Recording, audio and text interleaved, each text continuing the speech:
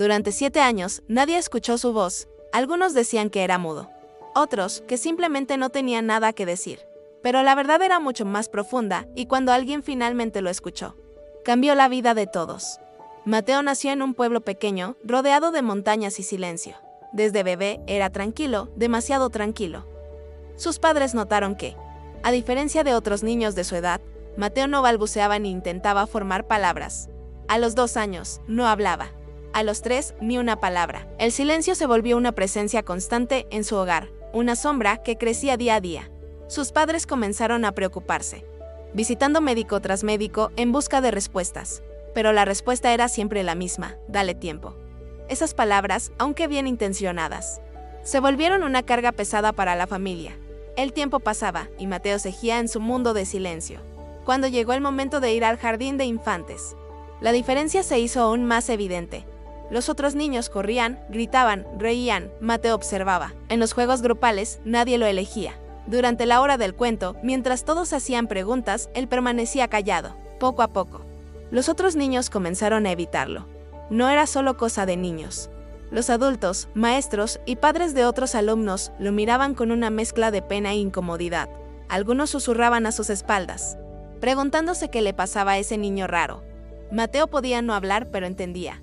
Cada mirada, cada gesto, cada palabra no dicha, todo se grababa en su mente. Empezó a sentir que su silencio era un error, algo que lo hacía menos valioso que los demás.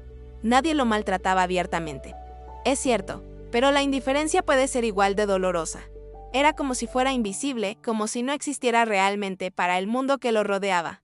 Años después, cuando finalmente pudo expresarse, Mateo escribiría: era como si no existiera. Podía estar en medio de una habitación llena de gente, y nadie me veía realmente. Mi silencio me había vuelto un fantasma. Frente a este mundo que parecía no tener lugar para él, Mateo comenzó a refugiarse en su mente. Si el exterior era hostil, su interior se volvió un universo rico y complejo. Dibujaba constantemente, creando mundos enteros sin necesidad de palabras. En sus dibujos, los árboles hablaban, las nubes tenían sentimientos, y él podía hacer cualquier cosa que imaginara. Mientras todos a su alrededor pensaban que no entendía nada, la realidad era muy distinta. Mateo observaba todo con una intensidad poco común. Memorizaba gestos, sonidos, la forma en que cambiaban las emociones en los rostros de las personas. Captaba detalles que otros pasaban por alto. Su silencio se había convertido en una ventana al mundo, permitiéndole ver y entender cosas que muchos, en medio del ruido constante, jamás notaban. Los años pasaron, y Mateo se volvió el niño que no habla del pueblo. Algunos lo habían dado por caso perdido, otros simplemente se habían acostumbrado a su presencia silenciosa. Pero el destino tenía otros planes. Un nuevo año escolar comenzó, y con él llegó Clara, una maestra recién transferida de la ciudad. Desde el primer día, se notó que tenía una forma distinta de mirar a los niños. No buscaba etiquetarlos ni encasillarlos. Para ella, cada niño era un mundo por descubrir. Cuando le hablaron de Mateo, su respuesta sorprendió a todos: no me importa que hable, quiero saber qué siente. Esa simple frase marcó el inicio de un cambio profundo. Clara notó algo que nadie más había visto. Mateo siempre dibujaba árboles.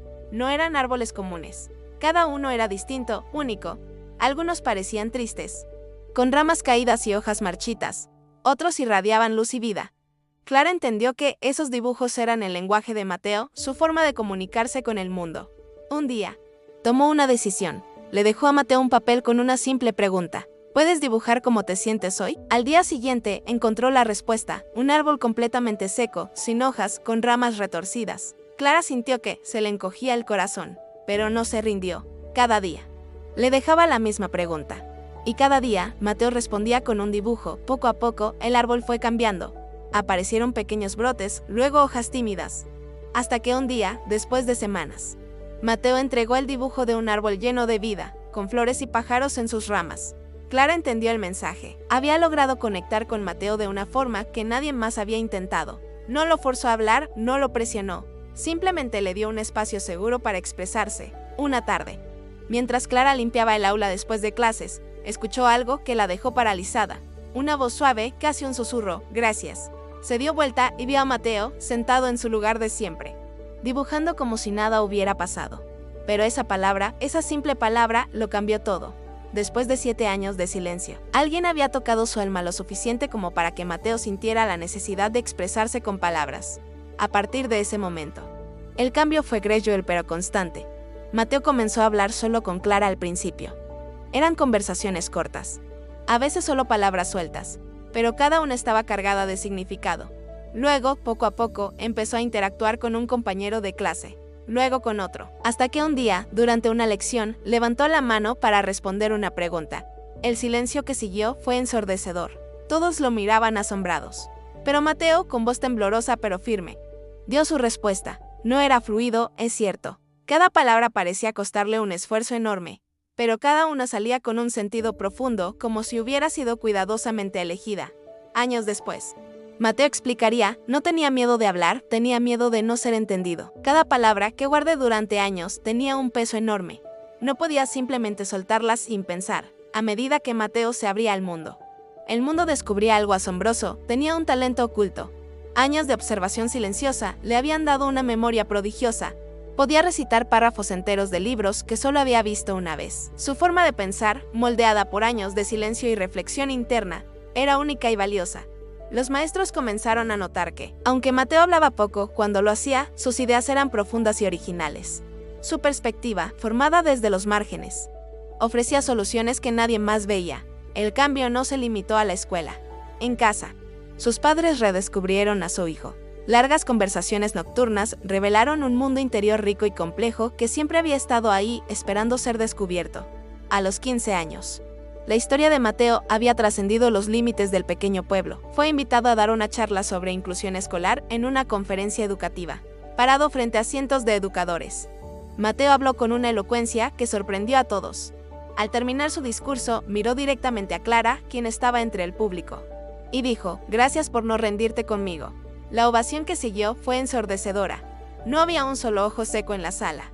La historia de Mateo inspiró a muchos. Demostró que el silencio no es ausencia, que hay muchas formas de comunicación más allá de las palabras, y que a veces todo lo que se necesita es alguien dispuesto a escuchar de verdad. Hoy, Mateo es autor de libros infantiles que exploran temas de diversidad y aceptación. Sus ilustraciones, evolución de aquellos árboles que dibujaba de niño, son aclamadas por su profundidad emocional. También es un activista que lucha por una educación más inclusiva, que reconozca y celebre las diferentes formas de ser y aprender. No todos los niños hablan con palabras. Algunos te están gritando en silencio, esperando ser vistos. Mateo no necesitaba que lo corrigieran, solo necesitaba que alguien lo escuchara de verdad. Si conoces a alguien que parece callado, no lo fuertes a hablar.